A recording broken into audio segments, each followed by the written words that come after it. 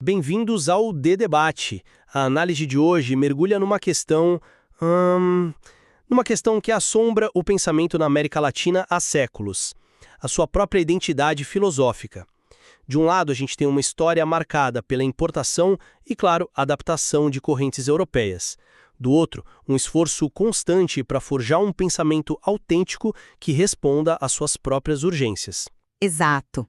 Então, a grande pergunta que guia a nossa conversa aqui é: a filosofia na América Latina é, no fundo, um projeto derivado, uma espécie de eco de tradições estrangeiras, ou ela conseguiu, de fato, construir uma tradição original com uma voz própria?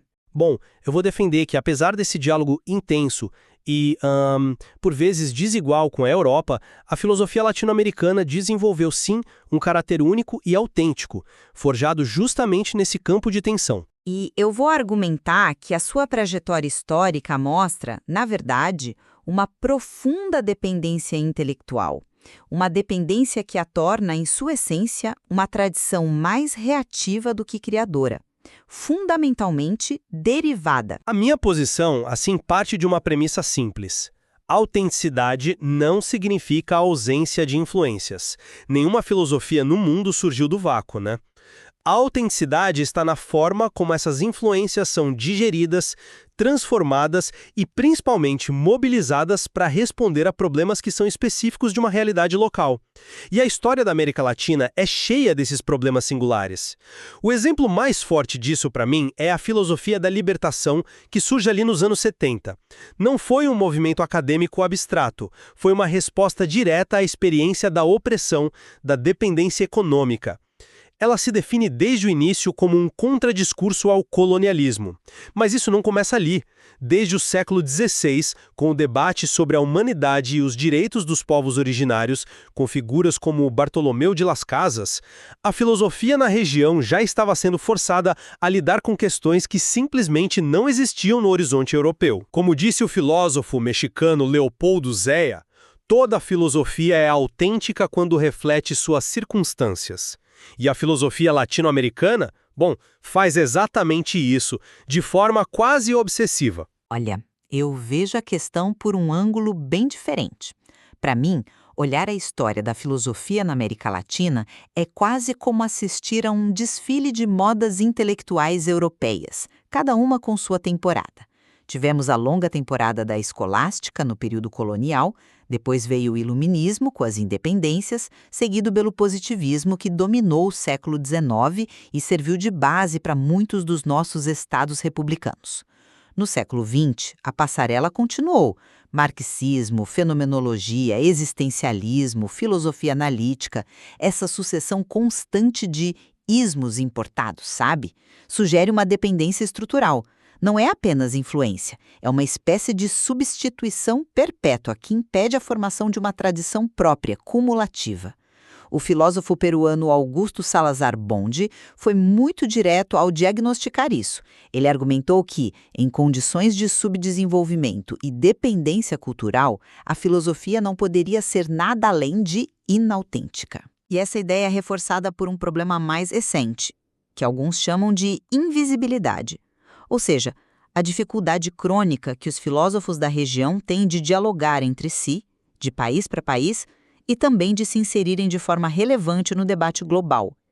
É como se cada um estivesse na sua própria ilha, olhando para a Europa ou para os Estados Unidos, mas não para o vizinho. Certo, vamos pegar o seu ponto sobre a filosofia da libertação, porque eu acho que é aí que a nossa divergência fica mais clara. Você a vê como mais um capítulo da dependência, mas eu a vejo como um momento da virada de chave.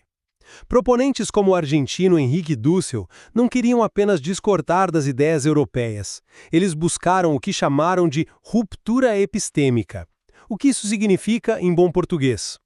Rejeitar a própria maneira europeia de conhecer o mundo, que eles viam como cúmplice da colonização. A filosofia da libertação não é só uma teoria sobre a liberdade. Ela é uma metafilosofia, ou seja, uma filosofia sobre a própria filosofia que pergunta: o que conta como pensamento válido? E responde: o pensamento que nasce da perspectiva dos oprimidos, do terceiro mundo. Isso não é uma imitação, É um desafio direto à universalidade autoproclamada da filosofia europeia. É uma contribuição, para mim, inegavelmente original. Eu entendo o apelo dessa ideia de ruptura, entendo mesmo, mas quando a gente olha de perto, com quais ferramentas essa ruptura foi proposta? A filosofia da libertação e sua crítica usavam um kit de ferramentas quase que inteiramente europeu. A análise da dependência econômica e da exploração é profundamente marxista. A concepção do outro oprimido, que é tão central em Dussel, é inspirada em fenomenólogos como o francês Emmanuel Levinas. E todo o método de crítica social e da razão instrumental, vem direto da escola de Frankfurt. Então, a tentativa de se libertar foi construída com as correntes de pensamento daqueles de quem se queria libertar. Mas a minha pergunta é mais direta. Se o projeto era tão autóctone, por que os principais interlocutores de Dussel nos seus textos mais importantes são Heidegger, Marx e Levinas, e não, por exemplo, pensadores do próprio continente, como o peruano José Carlos Mariátegui ou o cubano José Martí? Isso não reforça exatamente o meu ponto sobre a dependência? É como usar as ferramentas do mestre para desmontar a casa do mestre. Ao pegar conceitos europeus e aplicá-los à realidade da opressão colonial, Dussel e outros não estão simplesmente copiando, estão forçando esses conceitos a dizerem algo que eles nunca foram projetados para dizer. Eles pegam a noção de ser de Heidegger e perguntam, e o ser do índio, do escravizado?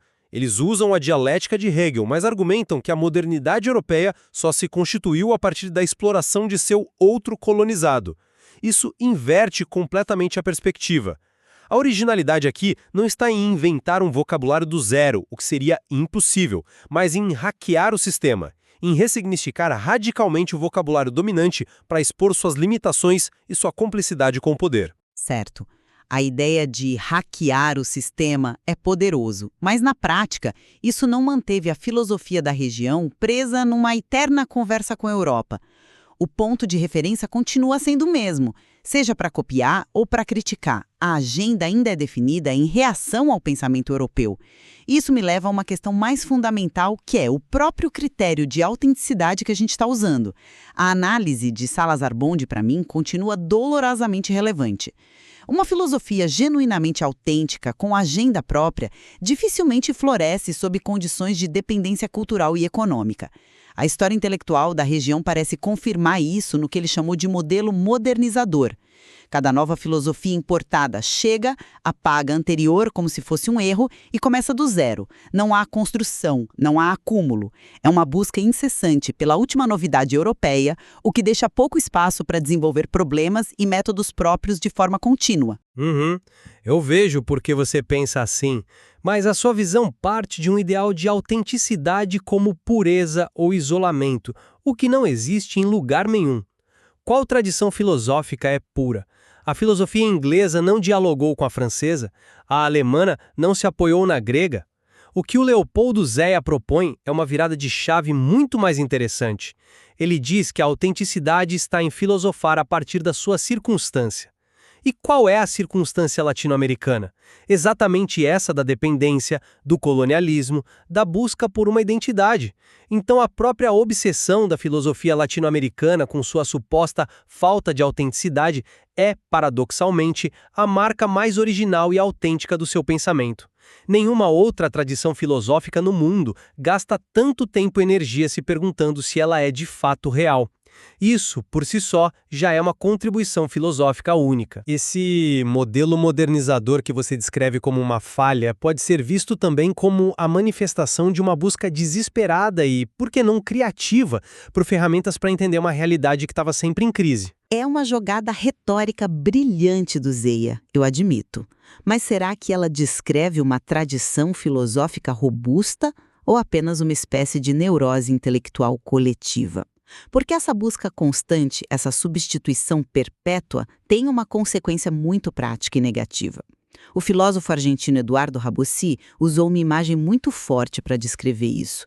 Ele disse que o intelectual latino-americano é um guacho, uma criança órfã, que sistematicamente ignora seus próprios predecessores. Cada geração se sente compelida a começar de novo, importando o último sistema da moda na Europa, sem ler o que a geração anterior do seu próprio país ou do país vizinho escreveu.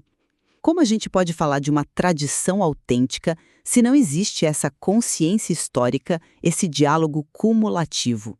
A autenticidade precisa de continuidade, de debate interno, e não apenas de uma série de respostas brilhantes, mas isoladas à circunstância do momento. É essa falta de diálogo interno que alimenta o problema da invisibilidade que eu mencionei no início. Você toca num ponto crucial, mas talvez essa imagem do guacho fosse mais precisa para um período anterior.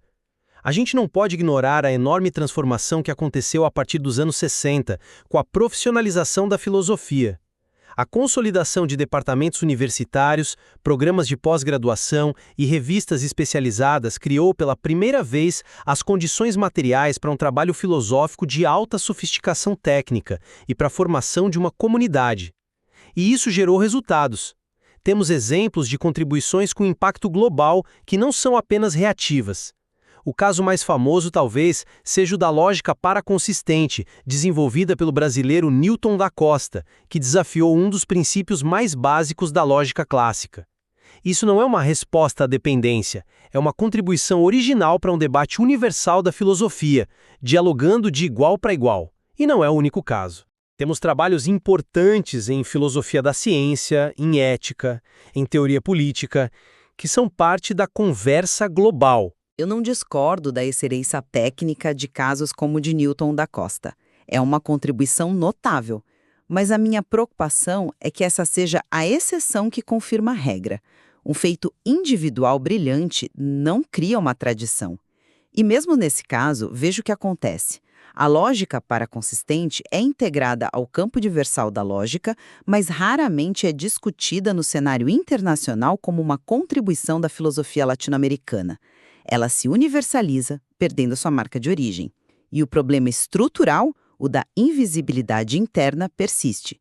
A falta de diálogo regular e sistemático entre filósofos do México, da Argentina, do Brasil, da Colômbia, ainda é um fato. Quem no Brasil lê o que se produz hoje na Colômbia e vice-versa? Sem essa densa rede de conversas, de citações, de controvérsias internas, a imagem do guacho de Rabossi, infelizmente, ainda me parece ter muita força. Sem essa consciência histórica e esse diálogo contínuo, como formar tradições que sejam genuinamente autônomas e não apenas ilhas de excelência técnica? Mas essa profissionalização que eu mencionei criou exatamente os espaços para esse diálogo acontecer. Talvez ele não esteja na velocidade que a gente gostaria, mas ele existe. Revistas como a Crítica no México ou Análisis Filosófico na Argentina são fóruns de altíssimo nível que há décadas promovem esse intercâmbio. O processo de construir uma tradição é lento, é um trabalho de gerações. A própria existência de um debate tão rico e contínuo sobre a identidade da filosofia na região, que envolve figuras como Zéa, Salazar Bonde, Dussel e os céticos mais recentes como o próprio Rabossi, demonstra uma tradição de pensamento autocrítico que é, em si, bastante sofisticada. Não é uma conversa que começou ontem. Essa meta-reflexão é a espinha dorsal de uma tradição que talvez seja definida justamente por se questionar constantemente. Em resumo, a minha posição é que a trajetória da filosofia na América Latina, vista em sua totalidade, foi predominantemente reativa e assimiladora de paradigmas externos. Da escolástica ao pós-estruturalismo, a agenda intelectual, os grandes problemas a serem debatidos foram em grande medida definidos fora da região. Eu reconheço a existência de contribuições individuais notáveis e a sofisticação da crítica, mas a dependência histórica e a fragmentação do diálogo interno tornam difícil para mim afirmar que se trata de uma tradição coesa e original no mesmo sentido que falamos de uma tradição anglo-saxã ou continental europeia. Por outro lado, eu reafirmo que a filosofia latino-americana encontra sua força e sua identidade justamente em sua resposta singular a um conjunto único de problemas históricos. O colonialismo, a dependência, a formação de estados-nação, a busca por identidade. Movimentos como a filosofia da libertação e essa intensa, quase dolorosa reflexão sobre sua própria natureza não são sinais de fraqueza ou de imaturidade. Pelo contrário, são a marca de uma tradição vibrante e autoconsciente, que por meio do seu diálogo crítico com o mundo, e principalmente consigo mesma, forjou um caminho que é inconfundivelmente seu. A nossa conversa de hoje revela que essa tensão entre o universal e o particular, entre a herança externa e a urgência local, talvez não seja um problema a ser resolvido, mas sim a característica mais definidora do filosofar na América Latina. A questão central, ao que parece, não é se há ou não influência, mas como essa influência é constantemente recebida, desafiada e transformada para dar conta de uma realidade singular. O material que exploramos sugere que essa mesma dinâmica complexa se manifesta em debates atuais sobre liberalismo, feminismo e os direitos dos povos indígenas, oferecendo um campo vasto e fascinante para futuras análises.